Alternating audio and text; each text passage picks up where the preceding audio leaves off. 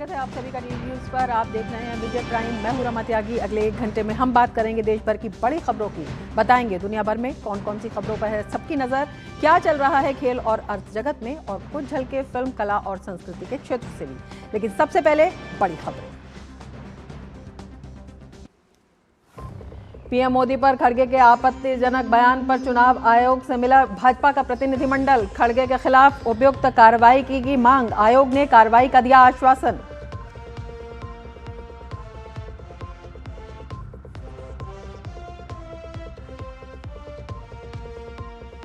पश्चिम बंगाल में कल मतदान के लिए चुनाव आयोग ने की व्यापक तैयारियां। वहीं बंगाल में दूसरे चरण के लिए चुनाव प्रचार जोरों पर। योगी आदित्यनाथ ने कहा, बंगाल के विकास के लिए डबल इंजन सरकार जरूरी।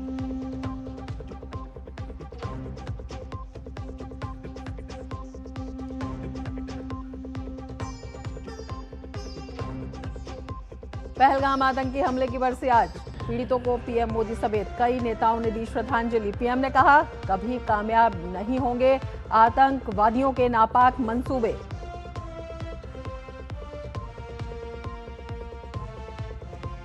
अमेरिकी राष्ट्रपति ट्रंप ने सीज फायर बढ़ाने का किया ऐलान। कहा, होर्मुज खोलने के लिए गिड़गिड़ा रहा ईरान। होर्मुज के बंद होने से ईरान को प्रतिदिन 50 करोड़ अमेरिकी डॉलर का नुकसान। ईरान ने ट्रंप के दावे को नकारा।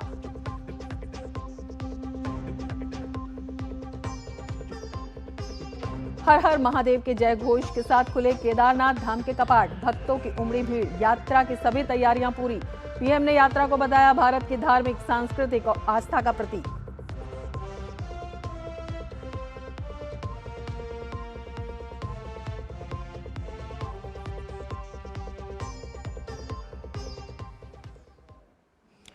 और अब विस्तार से समाचार देख लेते हैं। पहलगाम कश्मीर की वादियों में बसा वो खूबसूरत नाम जो कभी सुकून, प्राकृतिक सुंदरता और सैर सपाटे की पहचान हुआ करता था। लेकिन 1 साल पहले इसी शांत और खूबसूरत धरती ने आतंक की ऐसी भयावह तस्वीर देखी जिसने पूरे देश को भीतर तक झकझोर दिया। उस दिन आतंकियों ने कायराना हमला करते हुए निर्दोष पर्यटकों को निशाना बनाया, वो भी उनका धर्म पूछकर। उस दिन गोलियों की तड़तड़ाहट ने वादियों की शांति को चीर दिया था। हर तरफ अफरा तफरी, डर और चीख पुकार का माहौल था। इस हमले में कई बेगुनाहों की जान चली गई। कई परिवारों के सपने एक पल में बिखर गए। देश भर में शोक की लहर दौड़ गई। पहलगाम में आतंकवादी हमला सिर्फ यात्रियों पर, टूरिस्टों पर हमला नहीं था, वो कश्मीर की रूह पर हमला किया गया था। इंसानियत को दागदार और तार-तार किया गया था। चुन चुनकर यात्रियों को निशाना बनाया गया था। लेकिन इसके साथ ही लोगों के दिलों में गुस्सा और आतंक के खिलाफ एकजुटता भी देखने को मिली। इस हमले के तुरंत बाद भारतीय सुरक्षा बलों ने हालात को संभाला और शुरू हुआ एक बड़ा और निर्णायक अभियान, जिसे नाम दिया गया ऑपरेशन सिंदूर। ये सिर्फ एक ऑपरेशन नहीं था, बल्कि आतंक के खिलाफ देश की जीरो टॉलरेंस नीति का प्रतीक था। सुरक्षा एजेंसियों ने खुफिया जानकारी के आधार पर लगातार सर्च ऑपरेशन चलाए, सीमा पार आतंकियों के ठिकानों को ध्वस्त किया और उनके नेटवर्क को कमजोर करने के लिए हर संभव कदम उठाए। ऑपरेशन सिंदूर के दौरान पाकिस्तान के अंदर कई आतंकियों को मार गिराया गया। हमले करने वाले भी 100 दिन के अंदर ढेर कर दिए गए। वहीं घाटी में उनके मददगारों को गिरफ्तार किया गया और पूरे इलाके में सुरक्षा व्यवस्था को और मजबूत किया गया। इस अभियान ने यह स्पष्ट कर दिया कि भारत आतंकवाद के सामने झुकने वाला नहीं है।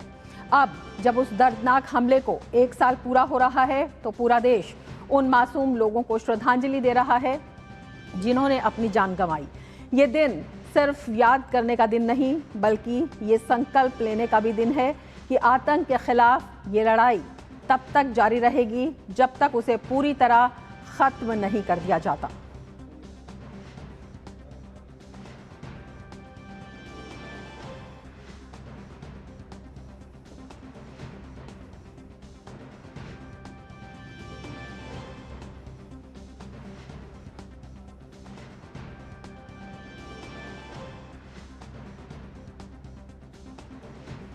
प्रधानमंत्री नरेंद्र मोदी ने पहलगाम आतंकी हमले की पहली बरसी पर कहा कि भारत आतंकवाद के किसी भी रूप के आगे कभी नहीं झुकेगा और आतंकवादियों के नापाक इरादे कभी सफल नहीं होंगे। प्रधानमंत्री ने कहा कि दुख की इस घड़ी में उनकी संवेदनाएं शोकाकुल परिवारों के साथ हैं जो इस क्षति को सहने की कोशिश कर रहे हैं। पीएम मोदी ने सोशल मीडिया एक्स पर लिखा कि पिछले साल आज ही के दिन पहलगाम में हुए भयानक आतंकी हमले में जान गंवाने वाले निर्दोष लोगों को हम याद कर रहे हैं। उन्हें कभी भुलाया नहीं जाएगा। मेरी संवेदनाएं उन शोक संतप्त परिवारों के साथ हैं जो इस अपार क्षति का सामना कर रहे हैं। साथ ही उन्होंने कहा कि एक राष्ट्र के रूप में हम इस दुख और संकल्प की घड़ी में एकजुट हैं। भारत आतंकवाद के किसी भी रूप के आगे कभी नहीं झुकेगा। आतंकवादियों के नापाक मंसूबे कभी कामयाब नहीं होंगे। रक्षा मंत्री राजनाथ सिंह ने पहलगाम हमले में जान गंवाने वाले लोगों को श्रद्धांजलि दी है। सोशल मीडिया प्लेटफॉर्म एक्स पर दुख जताते हुए उन्होंने कहा कि 22 अप्रैल 2025 को जम्मू कश्मीर के पहलगाम में हुए कायरतापूर्ण आतंकी हमले में अपनी जान गंवाने वाले निर्दोष लोगों को मैं श्रद्धांजलि अर्पित करता हूं। हम उनके परिजनों और प्रियजनों के असीम दुख में सहभागी हैं। हमारे राष्ट्र पर लगे इन घावों को हम कभी नहीं भूलेंगे। भारत ने दशकों से सीमा पार आतंकवाद का सामना किया है, लेकिन आज हमारा जवाब दृढ़, निर्णायक और अडिग है। अपने ठोस और संकल्पित कदमों के माध्यम से हमने ये स्पष्ट कर दिया है कि हमारे लोगों को नुकसान पहुंचाने या हमारी एकता को बाधित करने की किसी भी कोशिश का सामना पूरी ताकत और स्पष्टता के साथ किया जाएगा।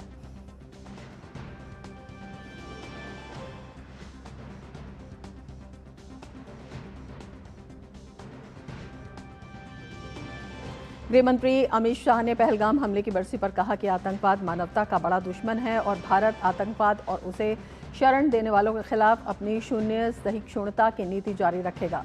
उन्होंने अपने एक्स संदेश में कहा, आज के दिन हम पिछले वर्ष पहलगाम में हुए भयानक आतंकी हमले में खोए निर्दोष लोगों को श्रद्धापूर्वक याद करते हैं।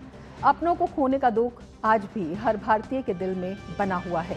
आतंकवाद मानवता का सबसे बड़ा दुश्मन है जिसके खिलाफ हमें एकजुट होकर लड़ना और उसे हराना होगा। भारत आतंकवाद और उसे शरण देने वालों के खिलाफ अपनी शून्य सहिष्णुता की नीति जारी रखेगा।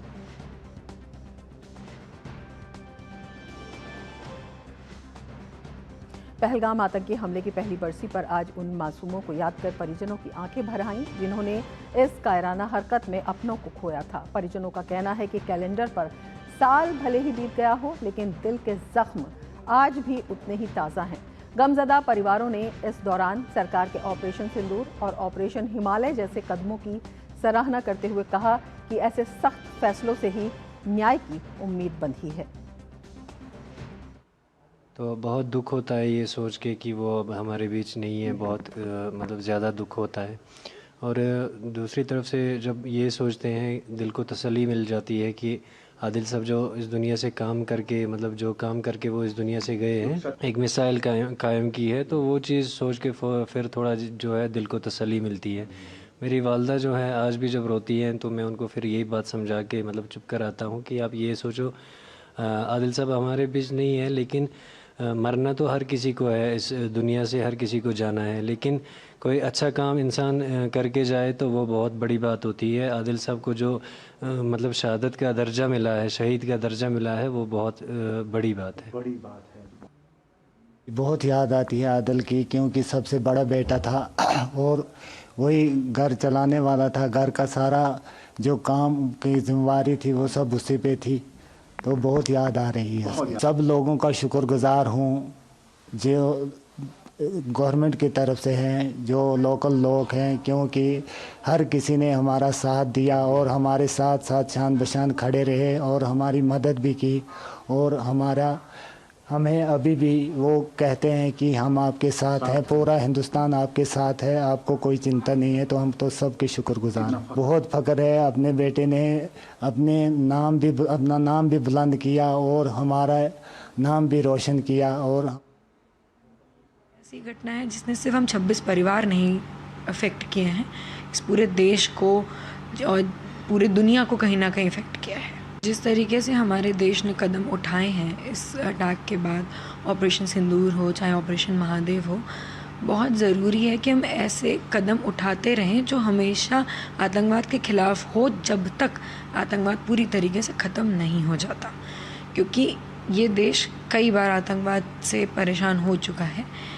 अब इट्स हाई टाइम कि हमें उनकी आंखों में देख के बोलना ज़रूरी है कि अब हमें बर्दाश्त नहीं है और हम पूरी तरीके से आतंकवाद ख़त्म करेंगे।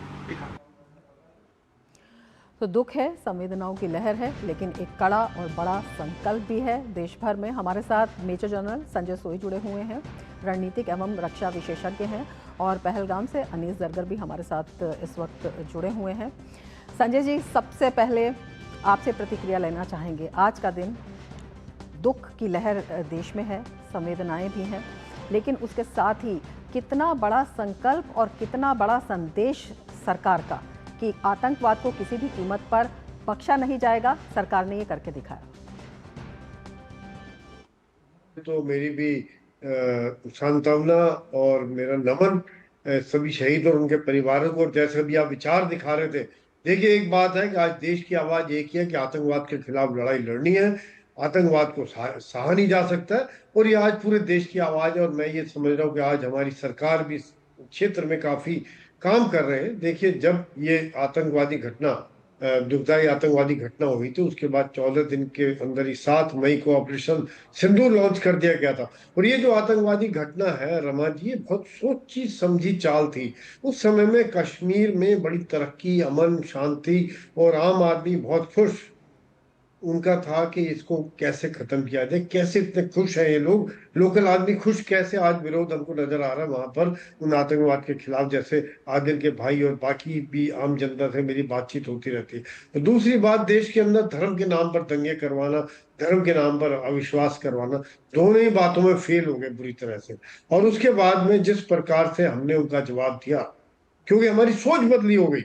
सोच पहली बदली होनी शुरू हो गई थी, एक प्रोएक्टिव सोच हो गई थी कि उड़ी के बाद हमने सर्जिकल किया, उसके बाद पुलवामा के बाद बालाकोट किया, और अभी हमारी सोच हो गई थी कि डेटरेंस या शॉर्ट टर्म नहीं, अभी हमारा ऑपरेशन सिंदूर चलता रहेगा और उसको खत्म करेंगे। अंदर घुस के जहां जाके उनके टेरर कैंप में ही जाके उनको वही मारेंगे। यही एक तरीका है रमा जी, और कोई तरीका है ही नहीं। मैं फौजी दिमाग से, मेरे दिमाग में यही एक बात आती है कि जब तक हम उनको वही नहीं खत्म करेंगे, नहीं तो आगे करते रहेंगे, करते रहेंगे, कैसे नहीं करेंगे। और पाकिस्तान को एक मैसेज हो गया उसके बाद जो साहस किया पाकिस्तान ने कि हमारे सिविल इलाकों पर और हमारे थोड़े मिलिट्री बेसिस पर हमला किया। फिर बता दिए कैसे उनके एयरफोर्स के घर जो बेसिस है, सबसे सुरक्षित, सबसे दूर जहां रडार लगे हुए थे, वहीं जाके हमारी एयरफोर्स और ब्रह्मोस के द्वारा किस प्रकार से खत्म किया गया। एक बड़ा जबरदस्त मैसेज है। और ऑपरेशन सिंदूर अभी भी जारी है, ये खत्म नहीं हुआ है, अभी भी ये जारी। और ये लोगों की जो आवाज है, लोगों के जो विचार हैं, मैं बहुत खुश हूं कि आज हम रोते नहीं हैं, आज हम कस के कहते हैं कि थप्पड़ मारना है, खत्म करना है इसको। अगर जो आतंकवादी या आतंकवाद को हमारा बढ़ावा देता है, उसको ऐसे नहीं एक्सेप्ट करेंगे। हम रोज होकर क्रिकेट मैच नहीं बंद करेंगे, इस तरह की बातें नहीं करेंगे। बिल्कुल, एक साफ संदेश दिया गया है कि आतंकवाद को किसी भी कीमत पर बर्दाश्त नहीं किया जाएगा और किसी भी नापाक मंसूबे को कामयाब नहीं होने दिया जाएगा। हमारे साथ हमारे संवाददाता भी अनीस जरगर हमारे साथ जुड़े हुए हैं सीधे कश्मीर से। अनीस, आपसे समझना चाहेंगे पिछले 1 साल में क्या कुछ आपने देखा है, क्या कुछ आपने बदला है, क्योंकि ये जो घृणित कार्य था जिसे कहेंगे, इसकी न केवल दुनिया भर में निंदा हुई है, बल्कि इसके पीछे जो मंसूबे थे, केवल जो पर्यटकों को निशाना बनाना नहीं था, धर्म के आधार पर भड़काना था, और उसके साथ ही जो घाटी का भविष्य था उस पर भी एक ये बड़ा हमला था, क्योंकि टूरिस्ट जो हैं वहाँ की रीढ़ एक तरह से कही जाती हैं। किस तरह से वहाँ पर पूरी परिस्थिति, पूरा परिदृश्य बदला हुआ दिखाई देता है, किस तरह से सुरक्षा व्यवस्था और भी कड़ी हुई है? जी बिल्कुल, पिछले 1 साल में काफ़ी सारी चेंजेस आई है, लेकिन जो एक ऑब्जेक्टिव था, जो मैं यहाँ कहना चाहूँगा कि जो ऑब्जेक्टिव था इस अटैक का, टूरिस्ट पे, इनोसेंट टूरिस्ट को हमला, उनका धर्म पूछ के उनको मारने का वार करना, उसका एक ऑब्जेक्टिव था कि यहाँ पे जो टूरिज्म है, नॉर्मल लाइफ है, वो ख़त्म किया जाए। लेकिन 1 साल में अब हम देख रहे हैं कि जो सिचुएशन है वो काफ़ी हद तक वापस रिवाइव हो चुकी है। टूरिज्म काफ़ी हद तक रिवाइव हो गया है। जो फेयर और जो डर का माहौल इस अटैक का ऑब्जेक्टिव था, वो ऑब्जेक्टिव भी पूरा नहीं हुआ है, क्योंकि सिक्योरिटी, जो सुरक्षा बलों का जो इंतज़ाम है यहाँ पे, पहलगाम है या काफ़ी डिफरेंट हिल स्टेशंस है, श्रीनगर में है, तो वो काफ़ी इंक्रीज हो गया है और काफ़ी मॉडर्नाइज हो गया है। और जो सिक्योरिटी एस्टैब्लिशमेंट ने जो भी इक़्तिदाम लिए पिछले एक साल में, उससे कॉन्फिडेंस वापस रिवाइव हो चुका है, न सिर्फ यहाँ के लोगों में बल्कि उनमें भी जो यहाँ बाहर से घूमना चाहते थे, जो यहाँ वापस आना चाहते थे घूमने के लिए, टूरिज्म के लिए, विजिटिंग के लिए। और कहीं ना कहीं उसका एक श्रेय भी जाता है सिक्योरिटी फोर्सेस को, अथॉरिटीज़ को, सरकार को, कि उन्होंने बिल्कुल कम टाइम में एक रिवाइवल को पुश किया और कॉन्फिडेंस बिल्ड करने का एक जो इक़्तिदाम लिए वो सक्सेसफुल हुआ। और वहीं पे जो सिक्योरिटी फोर्सेस ने back to back counter insurgency operations लिए, फिर चाहे वो ऑपरेशन महादेव हो या बाकी दीगर ऑपरेशंस हो, जिसमें उन्होंने परस्यू किया टेररिस्ट को, मिलिटेंट्स को, उग्रवादियों को जंगलों में, ना सिर्फ शहर में, ना सिर्फ विलेजेस में, बल्कि ऊपर के इलाकों में जहां बर्फ होती है, जहां का टेरेन काफी डिफिकल्ट होता है, वहां पे भी सिक्योरिटी फोर्सेस ने उनको परस्यू किया और काफी एनकाउंटर सक्सेसफुल भी हुए। तो मेरे ख्याल में एक साल में whatever we have seen is that यहाँ पे जो रिवाइवल है वो काफी हद तक कामयाब हो चुका है और कॉन्फिडेंस वापस आ चुका है काफी हद तक। बिल्कुल। संजय जी, आपसे इस बात को समझना चाहेंगे किस तरह से पाकिस्तान इस नृशंस हमले के बाद दुनिया भर में बेनकाब हुआ। पाकिस्तान को ऑपरेशन सिंदूर के द्वारा न केवल एक करारा जवाब दिया गया बल्कि एक कड़ी चेतावनी भी दी गई, और भारत की जो रक्षा सुरक्षा है उसकी जो क्षमता है उसको भी एक दिखाया गया, वो भी एक मिसाल की तरह। और उसके साथ ही जो एक स्पष्ट संदेश लगातार सरकार दे रही है कि ऑपरेशन सिंदूर अभी जारी है, किसी भी नापाक नज़र को बर्दाश्त नहीं किया जाएगा। नहीं, बिल्कुल रमा जी, इसमें आप जो कह रही हैं, अनिल भाई ने बताया था कि बिल्कुल यहाँ पे आज मैं लोकल लोगों को भी मेरा सैल्यूट है, कश्मीर के मेरे भाई बहनों को, कि जो खड़े हो गए हैं।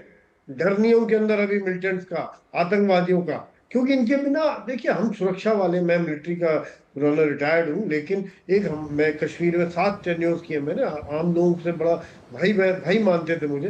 वो आज साथ में खड़े होते हैं तो देखिए कहीं सक्सेस नहीं हो सकते। पाकिस्तान को बड़ी जबरदस्त फेलियर का मुंह देखना पड़ा, कश्मीरियों की तरफ से, कश्मीर की तरफ से, देश की आम जनता की तरफ, सेनाओं की तरफ से, किस प्रकार से उनके जो आतंकवादी अड्डों को अंदर जाके 9 आतंकवादी अड्डों को खत्म कर दिया। 100 से ज्यादा आतंकवादी वहीं मार दिए, खत्म कर दिए। उसके बाद में जगह उसने दुस्साहस किया तो फिर उनके एयरफोर्स बेसिस, चाहे वो रहीम यार खान हो, नूर खान हो, या फिर सरगोदा हो, सुनूर हो, दूर दूर तक अंदर जा जाके रडार्स खत्म, उनके जहाज खड़े खड़े खत्म, उनके बड़े बड़े टेक्निकल चीजें खत्म। और यहाँ दिखा दिया भारत के किस प्रकार से मल्टी डोमेन में हमला करने में सक्षम है। हम लिमिटेड भी कर सकते हैं, हमने बिल्कुल भारत किसी भी तरह का जवाब देने में सक्षम है, ये कड़ा और बड़ा संदेश है। अनीस जरगर जी, आपसे जानना चाहेंगे, जिस तरह से हमने देखा उस हमले के बाद भी, क्योंकि जो कश्मीर की आवाम है शांति पसंद आवाम मानी जाती है और इसके साथ ही मेहमान नवाजी जो है वो कश्मीर की जग प्रसिद्ध है, लेकिन उसे भी बदनाम करने की कोशिश की गई और उसका वहाँ के जो लोकल्स थे उन्होंने भी पुरजोर विरोध किया। ये कितना बड़ा जवाब पाकिस्तान को और आतंक के आकाओं को रहा कश्मीर की तरफ से? मेरे ख्याल में हमें एक चीज़ इस टाइम जो है वो काफ़ी सिग्निफिकेंट देखने को मिली, वो ये है कि पिछले 30 वर्षों में जितने जो आतंकवादियों के नंबर्स हैं वो इस टाइम जो है, जो ऑपरेशन सिंदूर के बाद या इस हमले के बाद, वो सबसे लोएस्ट है। इस टाइम अगर हमारे जो सुरक्षा के सूत्र हैं उनके हिसाब से लोकल जो नंबर्स है वो सिर्फ 10 से कम है और सिर्फ 7 के अराउंड है, और जो लोकल रिक्रूटमेंट है वो ऑलमोस्ट नेग्लिजिबल है। There is no visible recruitment of locals in जो ये आतंकवादी संगठन है उनमें कोई भी अब शामिल नहीं हो रहा है। तो मेरे ख्याल में ये एक अपनी तरफ एक इम्पॉर्टेंट जवाब है यहाँ की आवाम की तरफ से, यहाँ के लोगों की तरफ से, जो पहले हम जो यहाँ के हालात थे उसके कंपेयर में अगर आप देखें तो ये अपने में एक श्रेय जाता है यहाँ के लोगों में भी और यहाँ की सरकार और इंतजामिया के हक में भी। और वो कॉन्फिडेंस जो आया है वो सिक्योरिटी की वजह से आया है, वो इस चीज़ की वजह से आया है कि यहाँ के इक्तिसादी हालात जो हैं वो बेहतर हो चुके हैं और टूरिज्म जो है वो यहाँ की जीडीपी का एक बहुत ही अहम हिस्सा है। पहलगाम, गुलमर्ग, श्रीनगर जैसे इलाकों की ये रीढ़ की हड्डी है उनकी इकोनॉमी के लिए।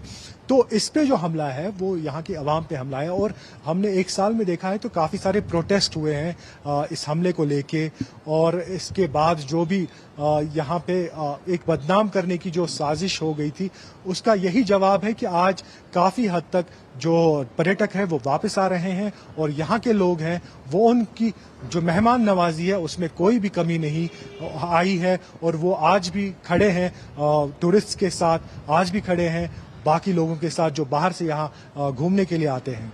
अनीस, जिस तरह से आपने कहा कि जो आवाम में एक कॉन्फिडेंस वहाँ पर लौटा है, जो टूरिस्ट में एक कॉन्फिडेंस लौटा है, वो सरकार की एक बड़ी सफलता है और उसका प्रत्यक्ष उदाहरण है आप उसी बैसरन घाटी में खड़े हैं जिसे बदनाम करने की साजिश रची गई थी। अपने आप में ये कितना बड़ा सरकार ने जिस तरह से वहाँ पर कदम उठाए हैं, सरकार ने जिस तरह से वहाँ पर लोगों को एक आत्मविश्वास दिया है, क्यों ज़रूरी है? क्योंकि जो वहाँ के युवा हैं, जो वहाँ के व्यापारी हैं, जिस तरह से उनके हितों पर एक कुठाराघात करने की, उनके हितों को हिट करने की एक कोशिश की गई थी, उसको भी नेस्तानाबूद कर दिया गया। जी बिल्कुल, मैं पहलगाम में हूँ इस वक्त। इनफैक्ट मैं जो मेमोरियल है 26 हमारे जो इनोसेंट सिविलियंस उनकी हत्या जो आतंकवादियों ने पिछले साल की थी, ये एक एरिया है जहाँ पे ये पहलगाम की जो बायरसरन जहाँ पे अटैक हुआ था, ये उसका एंट्री पॉइंट है। जो भी यहाँ से आया है आज हमने देखा कि काफी सारे लोग यहाँ इसलिए आए हैं ताकि वो श्रद्धांजलि यहाँ पे मेमोरियल पे पेश करें अपनी, और न सिर्फ बाहर के लोग आए हैं, यहाँ के लोकल्स हैं दीगर डिस्ट्रिक्ट से, दीगर एरिया से, और वो इसीलिए आए हैं क्योंकि उनमें जो कॉन्फिडेंस बिल्ड हुआ है पिछले एक साल से, जो यहाँ की इंतजामिया, यहाँ की सरकार ने उनके कई इक़्तिदामात लिए। उन्होंने न सिर्फ जो आतंकी संगठन यहाँ पे है उनके खिलाफ जो उन्होंने कार्रवाइयाँ की, उसके बगैर उसके अलावा उन्होंने जो हीलिंग टच यहाँ के लोगों को दिया है पिछले कई महीनों से, पिछले कई सालों से, उसका भी एक काफ़ी असर रहा है। यहाँ के लोगों का जो सिचुएशन है उसको बेहतर करने में, इक्तिसादी हालात जो है, माशी हालात जो है, उसको बेहतर करने में, तो उस चीज़ ने भी काफ़ी एक इम्पॉर्टेंट रोल प्ले किया है। यहाँ का जो माइंडसेट है, यहाँ की जो आवाम की जो माइंडसेट है उसको ठीक करने में। उसके अलावा जो सिक्योरिटी अरेंजमेंट्स हैं वो भी काफ़ी इंक्रीज हुए हैं, वो भी काफ़ी हाइटन हुए हैं। आज जो अथॉरिटीज़ ने अपने ट्रिब्यूट में ये भी कहा है कि ऐसा कोई अटैक हम फिर से नहीं होने देंगे। तो मेरे ख्याल में वो एक वन ऑफ काइंड अटैक था। उसके बाद कोशिश ऐसी अटैक की नहीं हुई, और जहां पे भी हमने गन फाइट्स देखी वो तभी हुई जब सिक्योरिटी फोर्सेस ने इन ऐसे संगठनों को परस्यू करने की कोशिश की, जो ना कि सिर्फ एरियाज में जहां पे आबादी है बल्कि दूर जंगली इलाकों में जहां का टेरेन काफी डिफिकल्ट था। तो वो उसने भी एक इम्पॉर्टेंट रोल प्ले किया है, एक कॉन्फिडेंस बिल्ड करने का यहाँ के लोकल में भी, और जो बाहर से लोग देखते हैं कश्मीर को, जो यहाँ आना चाहते हैं एज अ पर्यटक, एज अ टूरिस्ट, उनमें भी वो कॉन्फिडेंस बिल्ड हुआ है। अनीस, आपसे ये भी जानना चाहेंगे किस तरह से वहाँ के जो पर्यटक स्थल हैं धीरे धीरे उनको खोला गया। जो हम कॉन्फिडेंस बिल्डिंग की बात कर रहे हैं, न केवल सरकार बल्कि सुरक्षा बल, उनका बड़ा योगदान रहा, और बड़ा योगदान रहा कश्मीर से जो बड़ी एक जिसे कह सकते हैं कि संवेदनाओं और भावनाओं से भरी तस्वीर भी वहाँ से सामने आई। जिस तरह से हम देख रहे हैं छोटे छोटे बच्चे जो हैं संवेदना संदेश लेकर वहाँ पर दिखाई दिए। उस वक्त जो वहाँ पर आम आवाम थे, लोकल से, उन्होंने इस घटना की पुरजोर निंदा की थी, इसके खिलाफ वो एकजुट हो गए थे। तो ये भी एक देश भर को बड़ा विश्वास दिलाता है कि कश्मीर जो है वो सही में धरती का स्वर्ग है, उसे किसी भी तरह से जो है उसकी छवि को किसी भी तरह से मैला नहीं होने दिया जाएगा। अपने आप में बड़ा संकेत जिसे कहते हैं कि इस समन्वय के द्वारा ही निकल कर आया है। जी हाँ, बिल्कुल। टूरिस्ट में कितना आत्मविश्वास वहां पर आप देख रहे हैं? सरकार ने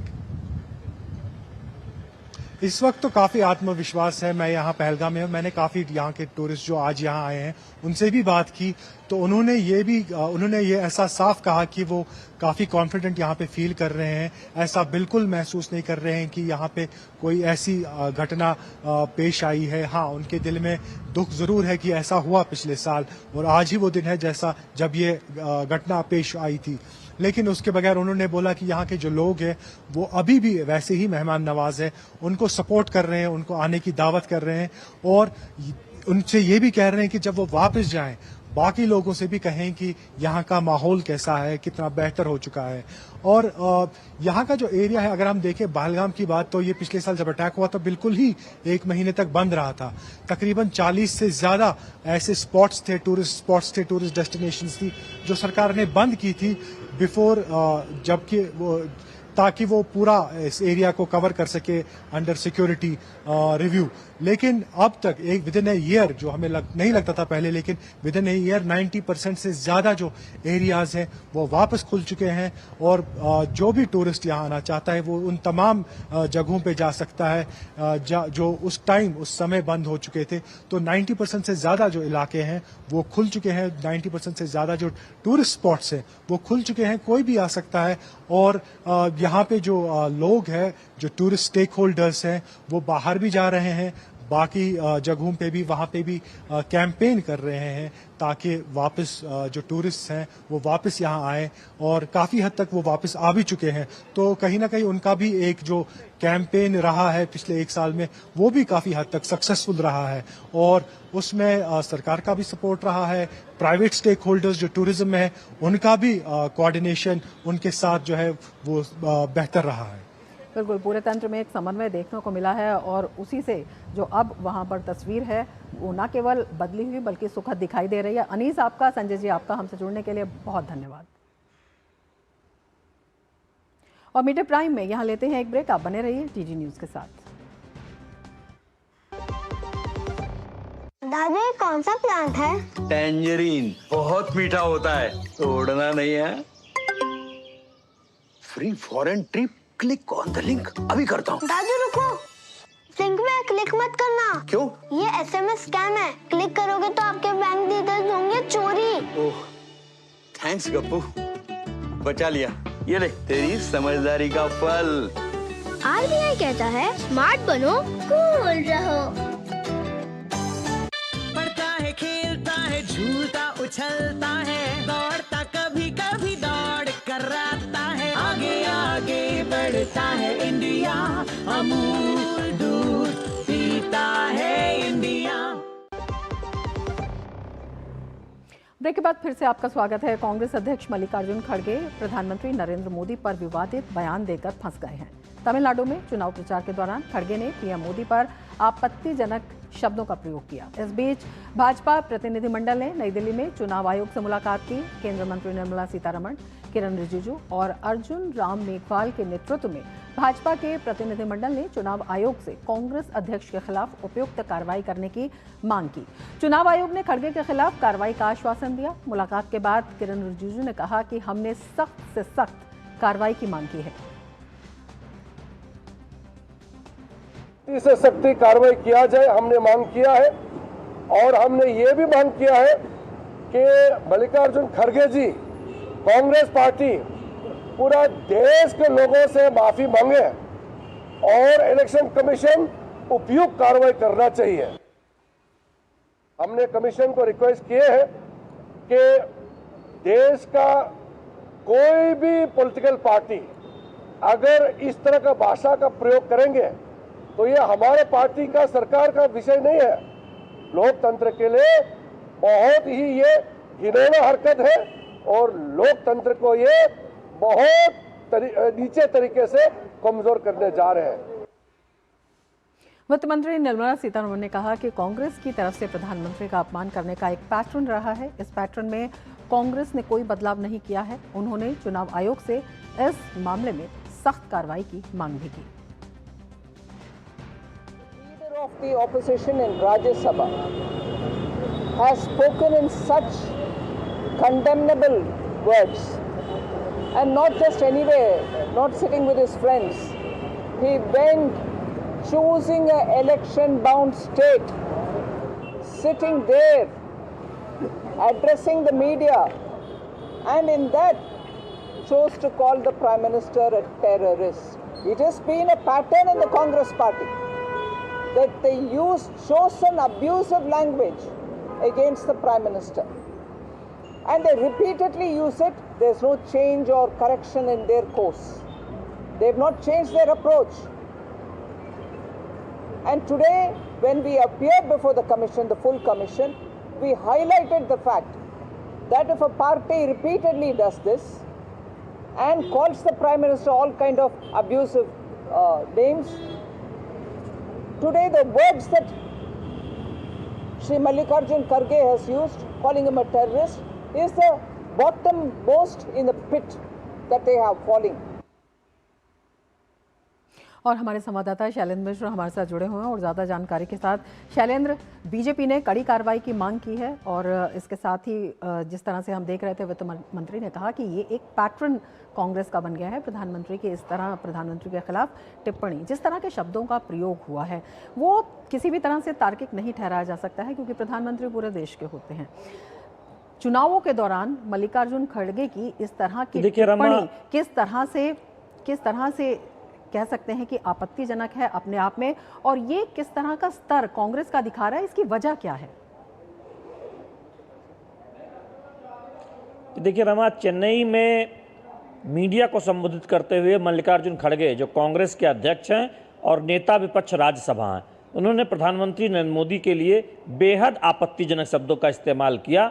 बीजेपी अब ये कह रही है कि ये कोई स्लिप ऑफ टंग नहीं है, ये जानबूझकर इस तरह का शब्दों का इस्तेमाल किया जाता है। और मल्लिकार्जुन खड़गे पहले भी ऐसे शब्दों का इस्तेमाल कर चुके हैं जो काफ़ी विवादित रहे, आपत्तिजनक रहे, लेकिन इस बार ये एक पराकाष्ठा है जब लोकतांत्रिक तरीके से चुने हुए 140 करोड़ लोगों के समर्थन जिनको हासिल है, ऐसे प्रधानमंत्री नरेंद्र मोदी के खिलाफ इस तरह के शब्दों का इस्तेमाल किया गया है। तो ये बहुत ही गलत बात है और इसीलिए चुनाव आयोग से कहा गया है कि इसका संज्ञान लें और जो भी कार्रवाई हो सकती है उस कार्रवाई को करें। और कांग्रेस पार्टी में मल्लिकार्जुन खड़गे से माफ़ी की मांग भी बीजेपी कर रही है और साथ ही साथ बीजेपी ये भी कह रही है कि ये कोई पहला मौका नहीं है। आप देखिए, कांग्रेस की अध्यक्षा थी जब सोनिया गांधी मौत का सौदागर प्रधानमंत्री नरेंद्र मोदी को कहा गया था, जब 2007 की बात थी, विधानसभा चुनाव था गुजरात में। उसके बाद प्रियंका गांधी के ऐसे बयान बात के चुनाव में, मल्लिकार्जुन खड़गे का तो आप बयान सुन ही रहे हैं, लेकिन मणिशंकर अय्यर का बयान, तो एक पूरी फेहरिस्त रही है प्रधानमंत्री नरेंद्र मोदी पर आपत्तिजनक टिप्पणी करने की। तो ये एक पैटर्न है कांग्रेस पार्टी के शीर्ष नेताओं द्वारा। प्रधानमंत्री नरेंद्र मोदी जो दुनिया के सबसे लोकप्रिय नेता हैं, बीजेपी के शीर्ष नेता हैं, देश के प्रधानमंत्री हैं, देश की जनता के प्रधानमंत्री हैं, 140 करोड़ जनता ने उन्हें चुनकर भेजा है, उनके खिलाफ इस तरह की टिप्पणी दरअसल लोकतंत्र के खिलाफ टिप्पणी है। वो दरअसल दर्शाती है कि आपकी भारत की लोकतांत्रिक व्यवस्था में विश्वास नहीं है, इसलिए आप इस तरह की टिप्पणी करते हैं जब प्रधानमंत्री नरेंद्र मोदी को आप आतंकवादी बता देते हैं।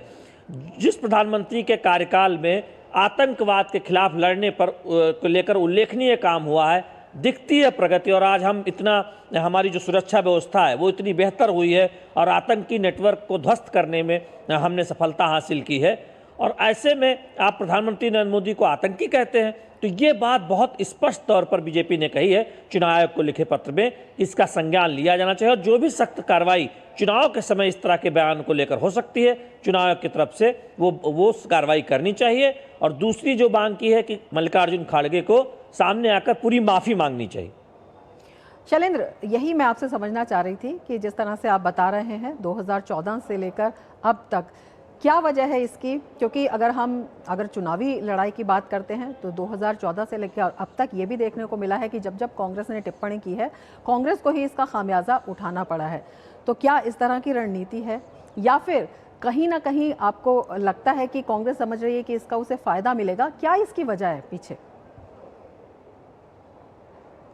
देखो, बीजेपी के मुताबिक पहली वजह तो यह है कि प्रधानमंत्री नरेंद्र मोदी को लेकर विरोध इतना ज़्यादा है कांग्रेस और कांग्रेस के नेताओं के अंदर कि वो इस तरह की टिप्पणियां करते हैं, लेकिन वो ये भूल जाते हैं कि जब वो प्रधानमंत्री नरेंद्र मोदी पर टिप्पणी करते हैं तो दरअसल देश की लोकतांत्रिक व्यवस्था पर टिप्पणी करते हैं और देश की जनता प्रधानमंत्री नरेंद्र मोदी के ऊपर व्यक्तिगत इस तरह की टिप्पणी कतई बर्दाश्त नहीं करती है, उसे कतई रास नहीं आती है। और चुनाव दर चुनाव इसका जवाब कांग्रेस पार्टी को मिला है, लेकिन बावजूद इसके प्रधानमंत्री नरेंद्र मोदी को लेकर नफरत इतनी ज़्यादा है कांग्रेस पार्टी के नेताओं के अंदर कि वो इस तरह की टिप्पणियां करते रहते हैं। एक पैटर्न दिखता है, गांधी परिवार हो या फिर कांग्रेस के बाकी शीर्ष नेता हो, कांग्रेस अध्यक्ष मल्लिकार्जुन खड़गे हो, इस तरह की टिप्पणियां करते रहते हैं। और इस बार की टिप्पणी तो बिल्कुल ही एक तरह से कहें स्वीकार करने योग्य नहीं है और उस पर सख्त कार्रवाई चुनाव आयोग को संज्ञान लेकर करना चाहिए। और यही वजह है कि बीजेपी जब से एक टिप्पणी आई चेन्नई में मीडिया से बातचीत करते हुए मल्लिकार्जुन खड़गे की,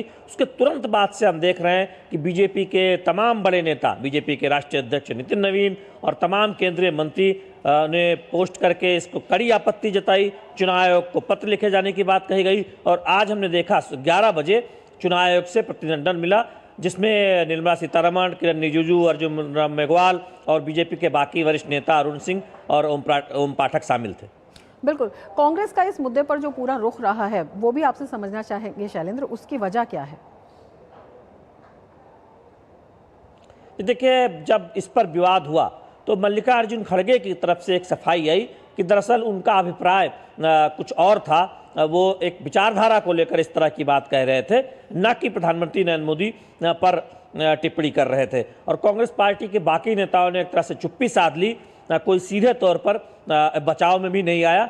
लेकिन बड़ा सवाल यह है कि कांग्रेस के तरफ से कोई शीर्ष नेता सामने आकर किसी ने ये नहीं कहा कि हाँ ये गलती हो गई मल्लिकार्जुन खड़गे की तरफ से, या खुद वो सामने नहीं आए कि हम माफ़ी मांगते हैं या खेद प्रकट करते हैं या हमसे गलती हो गई। इस तरह का कोई रवैया कांग्रेस पार्टी की तरफ से रुख देखने को नहीं मिला। तो इसीलिए बीजेपी सवाल कर रही है कि ये एक ऐसा मुद्दा है जिसे छोड़ा नहीं जा सकता। इस पर मल्लिकार्जुन खड़गे को माफ़ी मांगनी ही चाहिए और चुनाव आयोग को संज्ञान लेकर जो भी उचित कार्रवाई हो, उपयुक्त कार्रवाई हो, उसे करना चाहिए। बिल्कुल, बीजेपी इस पर पूरी तरह से आक्रामक दिखाई दे रही है शैलेंद्र, जबकि कांग्रेस जो है इस पर अब कहीं ना कहीं लगता है कि आगे कुआं पीछे खाई वाली सिचुएशन हो गई है कांग्रेस के लिए। जी देखिए, निश्चित तौर पर अगर आप किसी बयान के बाद उस पर सफाई तो देते हैं, लेकिन अगर आप उस पर माफ़ी मांगते हैं तो ये बात और स्पष्ट हो जाती है कि आपने जो बयान दिया था वो बिल्कुल ही सही बयान नहीं था, बिल्कुल ही जो एक स्तर होता है राजनीति का उसके काबिल नहीं था।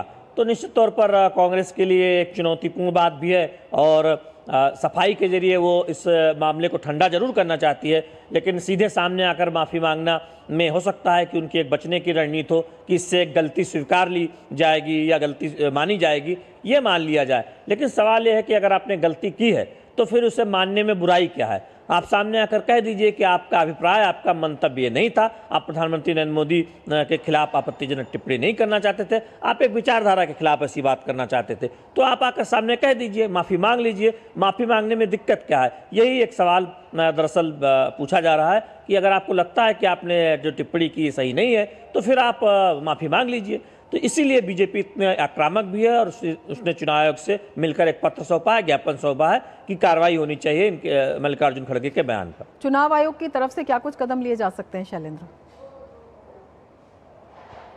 जी देखिए, इसके लिए हमें इंतजार करना होगा, क्योंकि चुनाव आयोग जब भी कोई राजनीतिक दल जब कोई ज्ञापन देता है तब उसका संज्ञान लेता है और उसमें जो जरूरी तथ्य है वो जुटाए जाते हैं, क्या कुछ हुआ वो उसका संज्ञान लिया जाता है। और हमने देखा है कि कई बार इससे पहले चुनाव में जब कोई आपत्तिजनक बयान आए हैं तो संबंधित नेता को कुछ दिनों के लिए प्रचार के लिए रोक दिया गया है, कई बार उनको चेतावनी दी गई है या कई बार नोटिस जारी किया गया है। अब देखना होगा कि चुनाव आयोग इस मामले में क्या कदम उठाता है। बिल्कुल, कांग्रेस कहीं ना कहीं चौतरफा इसमें घिरती हुई दिखाई दे रही है। बहुत शुक्रिया शैलेंद्र तमाम जानकारी के लिए। आगे बढ़ते हैं। पश्चिम बंगाल में कल होने वाले पहले चरण के मतदान के लिए चुनाव आयोग ने व्यापक तैयारियां की हैं ताकि चुनाव प्रक्रिया सुचारू और निष्पक्ष तरीके से संपन्न हो सके। बंगाल में पहले चरण के मतदान को देखते हुए सभी मतदान केंद्रों पर वेबकास्टिंग व्यवस्था के सुचारू संचालन का ट्रायल रन आज से शुरू हो रहा है। ये प्रक्रिया राज्य के मुख्य चुनाव अधिकारी के कार्यालय से संचालित की जाएगी। केंद्रीय बलों, कोलकाता पुलिस, राज्य पुलिस और निर्वाचन आयोग के प्रतिनिधि मतदान के दिन बूथों से लाइव प्रसारण सुनिश्चित करने के लिए मिलकर काम करेंगे। इस पहल का उद्देश्य बूथ स्तर पर निगरानी को मजबूत करना और पारदर्शी मतदान प्रक्रिया सुनिश्चित करना है। निर्वाचन आयोग दिल्ली से इस ट्रायल रन के हर चरण की स्वयं निगरानी करेगा। इसके अलावा अनियमितताओं और हिंसा को रोकने के लिए कई कदम उठाए गए हैं, जिनमें अर्धसैनिक बलों की बड़े पैमाने पर तैनाती शामिल है। आवश्यकता पड़ने पर अतिरिक्त बल भी तैनात किए जाएंगे। पहले चरण के लिए आवश्यकता पड़ने पर 25 और 27 तारीख को पुनर्मतदान कराया जा सकता है, जबकि दूसरे चरण के लिए ये 1 और 3 तारीख को हो सकता है। यदि आयोग को लगता है कि गड़बड़ियों पर प्रभावी नियंत्रण नहीं हो पाया है और विभिन्न विधानसभा क्षेत्रों से कई शिकायतें मिलती हैं, तो वो पूरी विधानसभा के परिणाम को भी रोक सकता है। इस बीच अर्धसैनिक बल मतदाताओं में विश्वास पैदा करेंगे और ये सुनिश्चित करेंगे कि वे बिना किसी डर के अपने मत का प्रयोग कर सकें। जरूरत पड़ने पर मतदाताओं को सुरक्षित रूप से मतदान केंद्र तक पहुंचाने की व्यवस्था की गई है।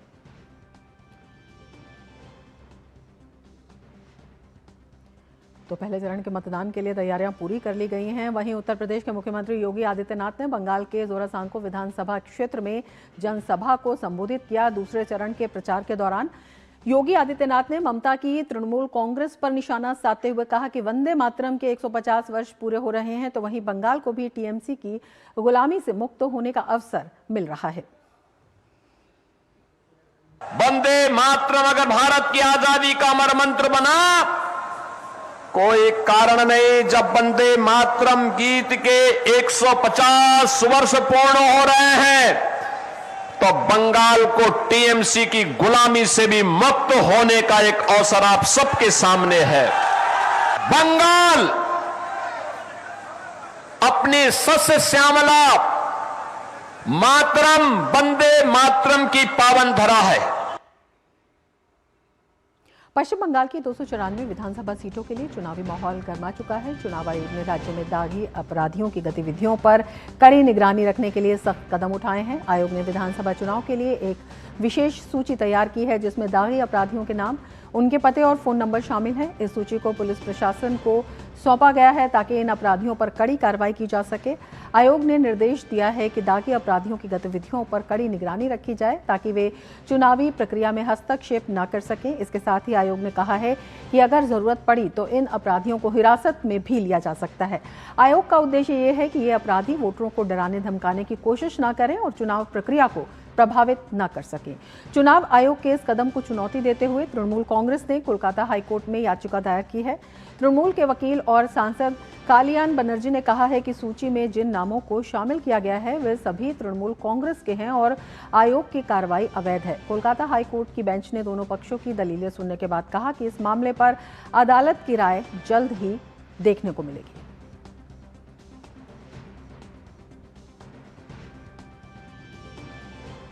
और पश्चिम बंगाल में कल पहले चरण का चुनाव होना है। वहीं उससे पहले दुर्गापुर में चुनावी माहौल चरम पर है। मंगलवार शाम जेसी बोस इलाके में बीजेपी और तृणमूल समर्थकों के बीच जमकर झड़प हुई, जिसमें कई लोग घायल हुए। वहीं दोनों दलों में झड़प के बाद इलाके में तनावपूर्ण स्थिति बनी हुई है। ये घटना मंगलवार शाम अंतिम चरण के प्रचार के दौरान हुई, जब बीजेपी नेता चंद्रशेखर बंदोपाध्याय के नेतृत्व में रोड शो हो रहा था। इस दौरान नारों को लेकर विवाद शुरू हुआ और देखते ही देखते विवाद ने हिंसा का रूप ले लिया। बीजेपी का आरोप है कि तृणमूल समर्थकों ने लाठी डंडों से उन पर हमला किया, तो वहीं तृणमूल का कहना है कि केंद्रीय बलों ने स्थिति संभालने के नाम पर लाठीचार्ज किया। वहीं इस घटना के बाद स्थिति फिलहाल नियंत्रण में है, लेकिन भारी तनाव के कारण पुलिस और केंद्रीय बलों की बड़ी तैनाती कर दी गई है।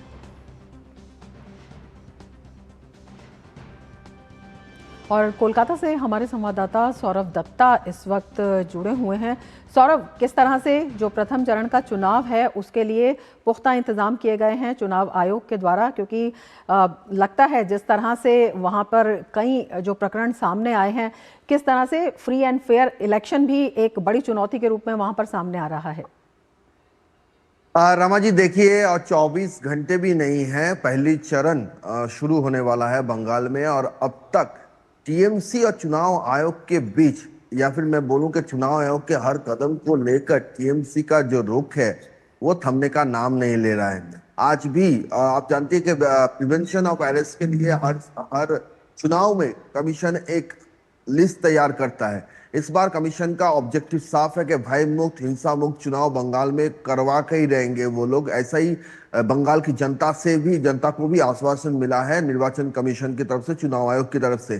तो उसी को चलते हर कॉन्स्टिट्यूएंसी को पकड़कर, यानी 294 कॉन्स्टिट्यूएंसीज जो है यहाँ के, हर कॉन्स्टिट्यूएंसी में कौन कौन लोग ट्रैवल मेकर्स हैं, यानी पिछले जो चुनाव हुए हैं उस सारे चुनाव में वोटरों को डराया है, धमकाया है, या फिर ऐसे कुछ काम किए हैं जो गणतंत्र के हित में नहीं है। तो उन सब का एक लिस्ट बनाया गया था। उस लिस्ट को साझा करके पुलिस प्रशासन को कहा गया था कि आप इस पे कार्रवाई करें, जैसे कि हमारे दर्शकों को कुछ ही देर पहले हमने बताया। लेकिन इस लिस्ट को लेकर भी तृणमूल कोलकाता हाईकोर्ट चली गई है और उसका कहना है कि चुनाव आयोग ऐसा कर नहीं सकता है। उस लिस्ट में सारे नाम टीएमसी के हैं। बीजेपी का कहना है अगर टीएमसी के लोग ट्रबल मेकर्स होंगे तो लिस्ट में तो टीएमसी के ही नाम होंगे। ये बीजेपी का तर्क है।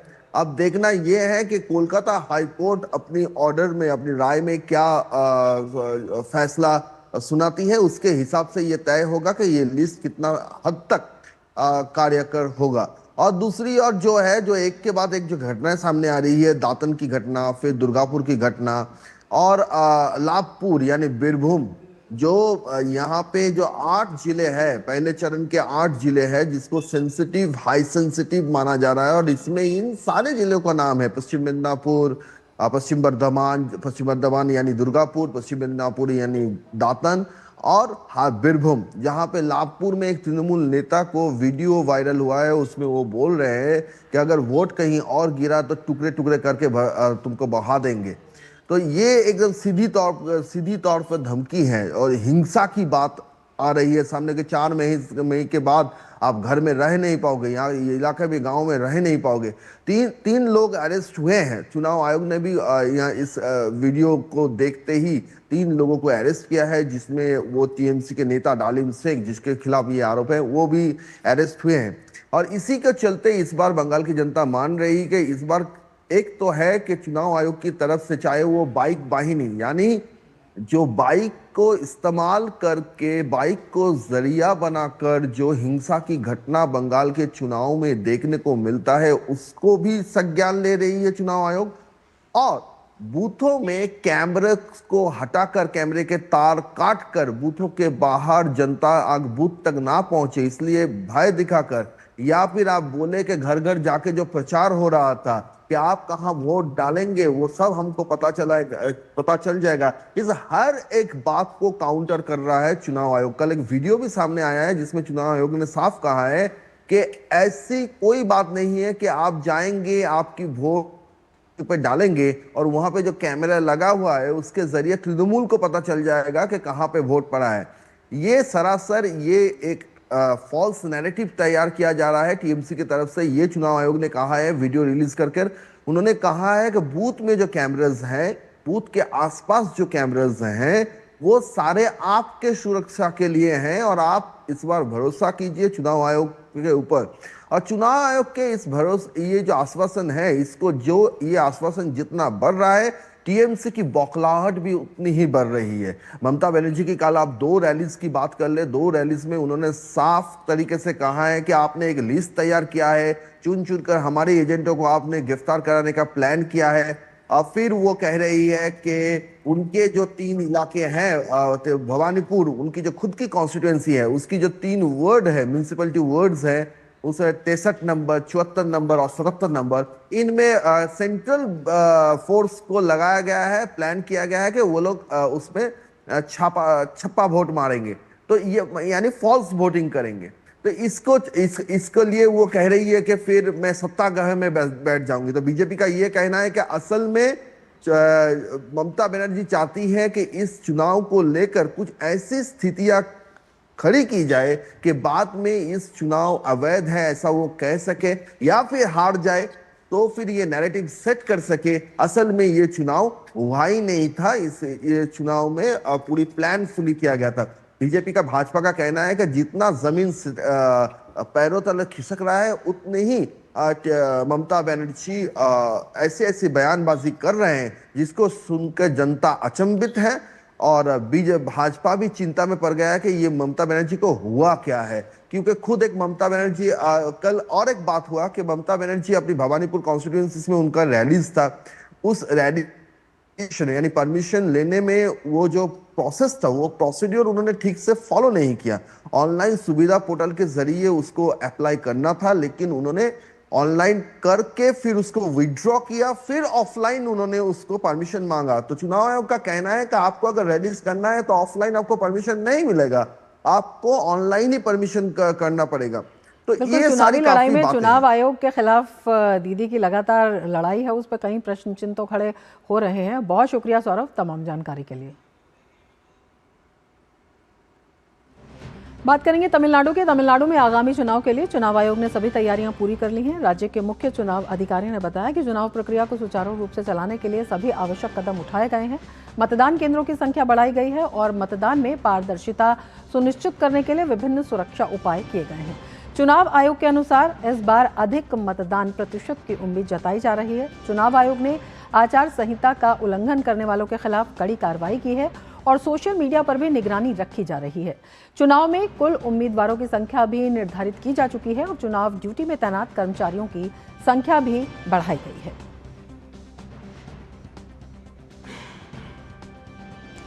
आगे बढ़ते हैं। All India railway men's federation ने रेलवे ट्रैक मेंटेनरों की ज्वलंत समस्याओं पर चर्चा के लिए बुधवार को दिल्ली के तालकटोरा इंडोर स्टेडियम में एक भव्य सम्मेलन आयोजित किया। इस सम्मेलन में देश भर से 3000 से अधिक प्रतिनिधियों ने हिस्सा लिया। कार्यक्रम में केंद्रीय रेल मंत्री अश्विनी वैष्णव, रेलवे बोर्ड के सदस्य इंफ्रास्ट्रक्चर विवेक कुमार गुप्ता और उत्तर रेलवे के महाप्रबंधक राजेश कुमार पांडे मौजूद रहे। केंद्रीय रेल मंत्री अश्विनी वैष्णव ने ट्रक मेंटेनरों की सुरक्षा के प्रति अपनी प्रतिबद्धता दोहराते हुए कहा कि ट्रैक मेंटेनरों की सुरक्षा सुनिश्चित करने के लिए हर तकनीकी पहलू पर गंभीरता से काम किया जा रहा है। वर्तमान में कई स्थानों पर आधुनिक तकनीकों के ट्रायल चल रहे हैं। आने वाले वर्षों में ट्रैकमैन के काम करने की पूरी पद्धति बदल जाएगी, जिससे उनका कार्य न केवल सुगम होगा बल्कि पूरी तरह सुरक्षित भी होगा। मोबाइल फोन बेस्ड सिस्टम है जिसमें रिलायबिलिटी बहुत अधिक है, क्योंकि अब कवच लग रहा है, ऑटोमेटिक सिग्नलिंग लग रहा है और बहुत जगह जहाँ पे पुराने RRI थे, पुराने पैनल इंटरलॉकिंग थे, वो सब कन्वर्ट हो रहे हैं इलेक्ट्रॉनिक इंटरलॉकिंग में, यानी डिजिटल व्यवस्था में सब आगे बढ़ रहे हैं। तो डिजिटल व्यवस्था में जब बढ़ रहे हैं तो उस डिजिटल व्यवस्था से गाड़ी की पोजीशन, ट्रैक मेंटेनेंस के लिए ट्रैक पे काम करने वाले सभी भाइयों और बहनों को एक रिलायबल तरीके से पहुंचाने की व्यवस्था हो सकती है, वो है मोबाइल के माध्यम से। पंच केदारों में से एक आध्यात्मिक ऊर्जा के केंद्र श्री केदारनाथ धाम के कपाट आज से ग्रीष्मकालीन यात्रा के लिए खुल चुके हैं। तय शुभ मुहूर्त में पारंपरिक रीति रिवाजों और वैदिक मंत्रोच्चारण के साथ मंदिर के पट खोले गए। कपाट खुलने के अवसर पर मंदिर को 51 क्विंटल फूलों से सजाया गया है। अब अगले 6 महीनों तक बाबा केदार के दर्शन भक्त कर सकेंगे। बाबा केदार की डोली उनके शीतकालीन प्रवास स्थल ऊखीमठ से विदा होकर मंगलवार को ही मंदिर प्रांगण में पहुंच गई थी। वहीं इस खास अवसर पर प्रदेश के मुख्यमंत्री पुष्कर सिंह धामी ने भी धाम पहुंचकर बाबा केदार का आशीर्वाद लिया। इस अवसर पर श्रद्धालुओं की भारी संख्या भी देखने को मिल रही है। शिव के जयकारों से पूरी केदार घाटी गुंजायमान है। वहीं आपको बता दें कि केदार धाम में इस वक्त काफी ठंड है। सभी चोटियां बर्फ की सफेद चादरों से ढकी नजर आ रही हैं। ऐसे में श्रद्धालुओं को किसी तरह की कोई परेशानी ना हो, इसके लिए प्रशासन ने तमाम इंतजाम किए हैं। साथ ही यात्रियों से सावधानी बरतने की भी अपील की गई है। श्री केदारनाथ धाम के कपाट खुलने के अवसर पर प्रधानमंत्री नरेंद्र मोदी ने एक शुभकामना संदेश सोशल मीडिया के जरिए दिया। उन्होंने लिखा, देवभूमि उत्तराखंड की पवित्र धरती पर आज श्री केदारनाथ धाम के कपाट पूरे विधि विधान के साथ हम सभी श्रद्धालुओं के लिए खोल दिए गए हैं। केदारनाथ धाम और चार धाम की ये यात्रा हमारी आस्था, एकता और समृद्ध परंपराओं का दिव्य उत्सव है। इन यात्राओं से हमें भारत की सनातन संस्कृति के दर्शन होते हैं। इसी के साथ एक पत्र साझा कर प्रधानमंत्री ने अपनी भावनाएं व्यक्त की। इस पत्र में उन्होंने 5 संकल्पों के बारे में बात की। ये संकल्प स्वच्छता, प्रकृति, पर्यावरण के प्रति संवेदनशीलता, सेवा, सहयोग और एकता पर बल, वोकल फॉर लोकल को बढ़ावा और साथ ही अनुशासन, सुरक्षा और मर्यादा का पालन करने पर जोर देते हैं।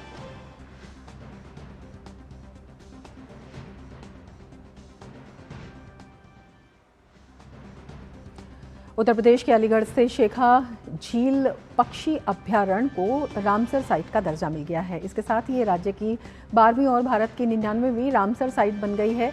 केंद्रीय पर्यावरण, वन और जलवायु परिवर्तन मंत्री भूपेंद्र यादव ने सोशल मीडिया प्लेटफॉर्म एक्स पर इसकी जानकारी साझा की है। उन्होंने कहा कि इस मान्यता से स्थानीय लोगों की आजीविका, जैव विविधता संरक्षण के साथ साथ जल और जलवायु सुरक्षा को भी बढ़ावा मिलेगा। केका झील सेंट्रल एशियन फ्लाईवे पर स्थित एक महत्वपूर्ण पड़ाव है। यहाँ सर्दियों के मौसम में बार बार हेडेड, कूदपेटेड, स्टार्क और कई प्रजातियों की बत्तखें प्रवास करती हैं। मंत्री ने इस उपलब्धि का श्रेय प्रधानमंत्री नरेंद्र मोदी के नेतृत्व में चल रहे पारिस्थितिकी तंत्र पुनर्स्थापन के प्रयासों को दिया और कहा कि भारत की वेटलैंड संरक्षण के प्रति प्रतिबद्धता को वैश्विक स्तर पर सराहना मिल रही है। साथ ही उन्होंने लोगों से अपील की कि वे अवसर मिलने पर झील का दौरा जरूर करें।